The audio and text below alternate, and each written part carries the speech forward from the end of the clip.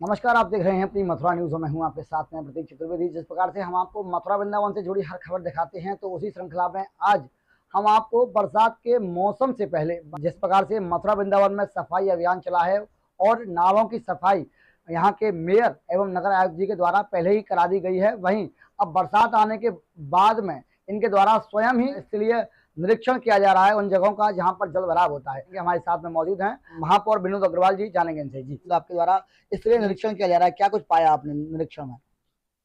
देखिए, मेरे निर्वाचन को लगभग 13 माह हो चुके हैं और निर्वाचन के दूसरे दिन से ही नालों की सफाई का काम हमने प्रारंभ करा दिया था।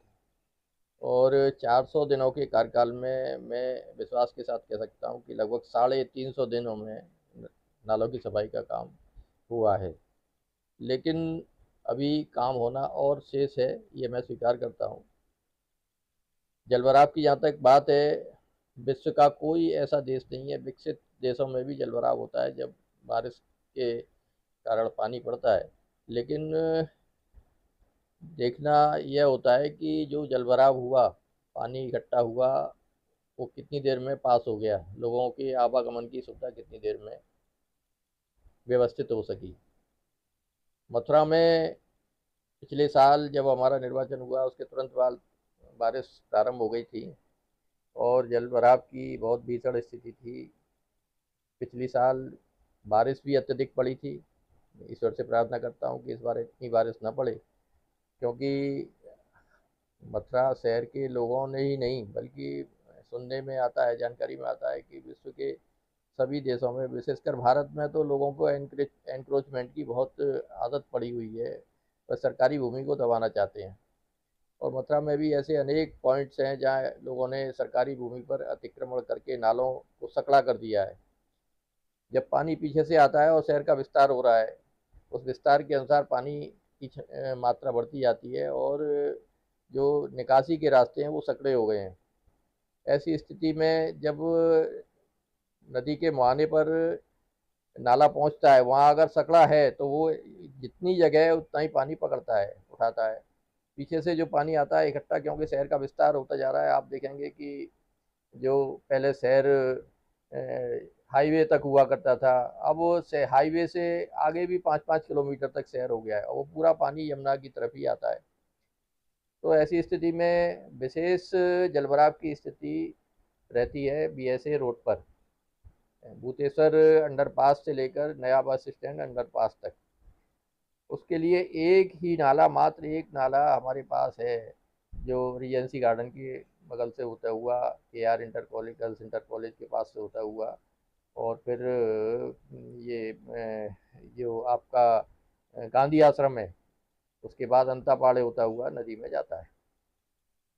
इस नाले में सर्वाधिक नाले जुड़े हुए हैं और यहाँ बीच में गर्ल्स के आर गर्ल्स इंटर कॉलेज के पास के पीछे की जो स्थिति है, वहाँ नाले पर एनक्रोचमेंट करके उस नाले को, जो पीछे से 10 फुट आ रहा है, उसको 4 फुट के लगभग लोगों ने एनक्रोचमेंट करके कर दिया है। हम उनसे अनुरोध करते हैं आपके माध्यम से, जिन लोगों ने एनक्रोचमेंट किया हुआ है, कि वह उस स्थान को खाली कर दें, जिससे कि नाले की चौड़ाई बढ़ाई जा सके और जल के, पानी के निकास का रास्ता सुगम हो सके। मजबूरी में यदि उन लोगों ने अपने एनक्रोचमेंट नहीं हटाए तो हमें नगर निगम को एनफोर्समेंट करके उस रास्ते को, जल निकासी के रास्ते को चौड़ा करना ही पड़ेगा, क्योंकि हम जनता को परेशान नहीं कर सकते, ये हमारा संकल्प है। मेरा आपके माध्यम से ये अनुरोध है उन लोगों से जिन लोगों ने एनक्रोचमेंट करके नाले को सकड़ा किया है, कि वह उस स्थान को छोड़ दें, क्योंकि सार्वजनिक स्थानों को अतिक्रमण करके हम केवल अपनी छवि ही नहीं खराब करते, बल्कि लोगों को परेशान करते हैं। लाखों लोग उनकी इस अतिक्रमण के कारण परेशान होते हैं। हम लगातार प्रयास कर रहे हैं। कल बिजली विभाग वालों को भी हमने मीटिंग करके बुलाया था, उनसे बात करी थी, मीटिंग की थी कि वो उनके द्वारा जो केबल वगैरह वहाँ पड़ी हुई हैं वगैरह पर, उनको वो व्यवस्थित कराएं, जिससे कि हम नालों को, उनके आवागमन में जो पानी की निकासी में जो अड़चनें आ रही हैं, उस अड़चनों को दूर कर सकें। नालों की सफाई हमने लगभग, मैं मान सकता हूँ कि 70-75% के करीब नालों की सफाई हो चुकी है।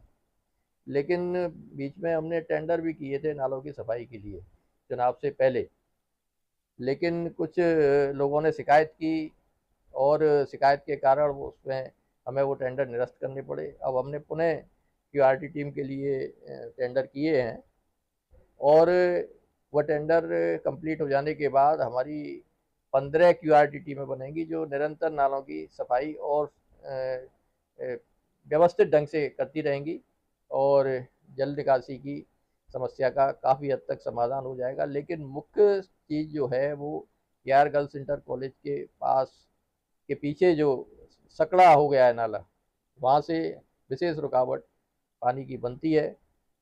वह रुकावट जब दूर हो जाएगी तो बीएसए रोड पर जो पानी का जल भराव जो होता है उससे काफ़ी हद तक हमें समस्या का समाधान मिल जाएगा। दूसरा एक पॉइंट अम्बाखार नाले पर है जो एनजीटी के आदेश से परमानेंट वाल वहाँ लगा दी गई थी। उस बाल को हटाकर एक मैकेनिकल बाल का हम निर्माण कर रहे हैं, वहाँ वो काम चालू है।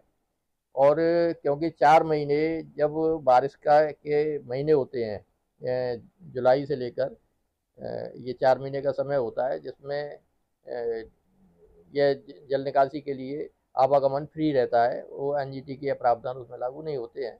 तो उसके अंतर्गत हम उस परमानेंट बाल को हटाकर मैकेनिकल बाल को लगा रहे हैं, उससे भी हमें काफ़ी राहत मिलेगी कई क्षेत्रों में।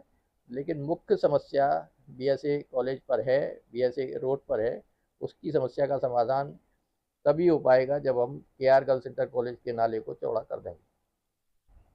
लेकिन जैसा कि आपके द्वारा लगातार मथुरा वृंदावन को अतिक्रमण मुक्त कराया जा रहा है और अब बरसात का समय है और जैसा कि आपके द्वारा कहा जा रहा है कि केआर गर्ल्स कॉलेज के यहाँ से जो नाला आ रहा है वह सकरा हो गया है, तो उसको अतिक्रमण मुक्त कराने के बाद ये जो मथुरा की जो समस्या, मथुरा की जो जल भराव की समस्या है उससे मुक्ति मिल जाएगी। तो कब तक ये कार्य हो पाएगा और किस प्रकार से आपके द्वारा ये कार्य किया जा रहा है?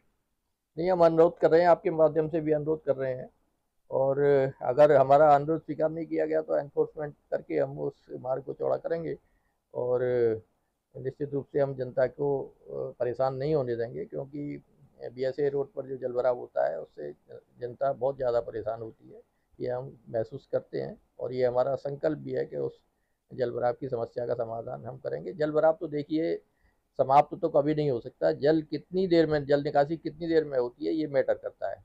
यदि बारिश बंद होने के बाद आधा से लेकर 1 घंटे में जल निकासी हो जाती है तो जनता परेशानी महसूस नहीं करती, लेकिन 1 घंटे के बाद भी जल भराव बना रहता है तो उस सब ऐसी स्थिति में जनता परेशान होती है, क्योंकि उसको अपने गंतव्य पर जाना होता है। कोई व्यापारी है, कोई सर्विस मैन है, किसी को कहीं चला गया है तो उसे वापस लौटना है अपने घर।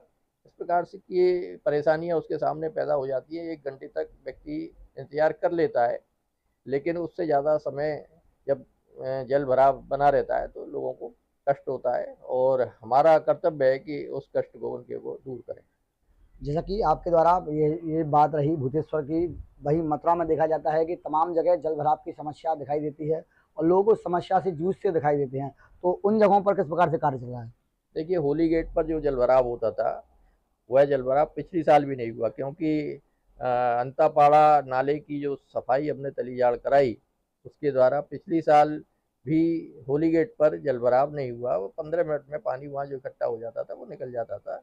इसके अतिरिक्त ये कैंट वाले स्टेशन के पास जो आरओबी है उसमें जल भराव होता है थोड़ा सा, लेकिन वह भी 15-20 मिनट में, आधा घंटे में या मैक्सिमम ज़्यादा पानी बरसता है तो 1 घंटे में वो साफ़ हो जाता है, उसमें इतनी परेशानी लोगों को नहीं होती। मुख्य समस्या बीएसए रोड पर जो जल भराव होता है उसकी है, उसको लेकर है। उसके लिए हम निरंतर प्रयास कर रहे हैं और 2 प्रोजेक्ट हमारे शासन को गए हुए हैं। वो प्रोजेक्ट जब सैंक्शन हो जाएंगे और उनकी धनराशि हमारे पास आ जाएगी तो उस प्रोजेक्ट के लागू पूरा होने के बाद भी हमें बहुत मैं समझता हूँ कि लगभग 80-90% राहत हमें मिल जाएगी। जैसा कि मंडल आयुक्त जी के द्वारा भी लगातार निर्देश दिए जाते हैं कि मथुरा वृंदावन को अतिक्रमण मुक्त कराया जाए एवं यहाँ की जो सड़कें हैं उनको चौड़ीकरण किया जाए, लेकिन इस पर लोगों के द्वारा अवैध कब्जा किया जा रहा है, तो वो जो अतिक्रमण है कब तक मुक्त हो पाएगा? देखिए, मेरे कार्यकाल में मैं विश्वास के साथ कह सकता हूँ आपसे कि मेरे कार्यकाल में लगभग 13 महीने हो गए, किसी को हमने अतिक्रमण नहीं करने दिया है। लेकिन पूर्व के जो अतिक्रमण हैं उनको हटाने की भी हम कार्रवाई कर रहे हैं।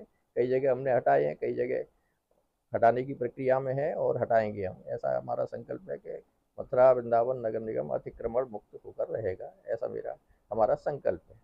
जैसा कि अतिक्रमणकारी लगातार अतिक्रमण करने में लगे रहते हैं, तो क्या अपील करना चाहते हैं उनसे?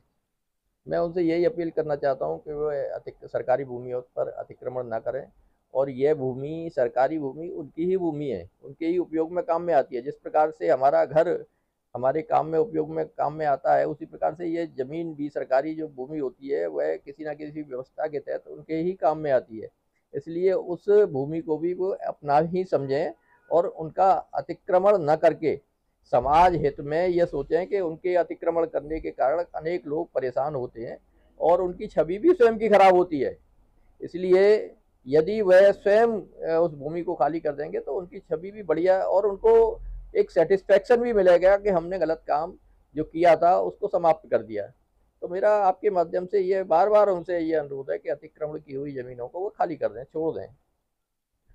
दर्शकों, जिस प्रकार से आपने देखा, ये थे हमारे साथ में मेयर विनोद अग्रवाल जी, और उनके द्वारा ये कहा गया कि जिस प्रकार से मथुरा वृंदावन में जो पूर्व में अतिक्रमण हो रहा है उसको अतिक्रमण को हटाया जा रहा है, वहीं लोगों के द्वारा जो अतिक्रमण किया गया है उसको भी मुक्त कराया जा रहा है। उनके द्वारा अतिक्रमणकारियों से ये अपील की जा रही है कि जिन लोगों ने मथुरा वृंदावन नगर निगम की भूमि पर अतिक्रमण कर रखा है वह स्वयं भूमि को खाली कर दें, वरना नगर निगम के द्वारा इस भूमि को खाली कराया जाएगा और इसमें हो सकता है उनको कष्ट हो तो वह स्वयं ही इस भूमि को खाली कर दें। और जो लोगों को समस्या आ रही है उस समस्या से स्वयं आगे आकर उस समस्या से निदान दिलाएं। फिलहाल के लिए इतना ही। मैं अपने सहयोगी गोपाल चतुर्वेदी के साथ प्रतीक चतुर्वेदी, अपनी मथुरा न्यूज़ के लिए।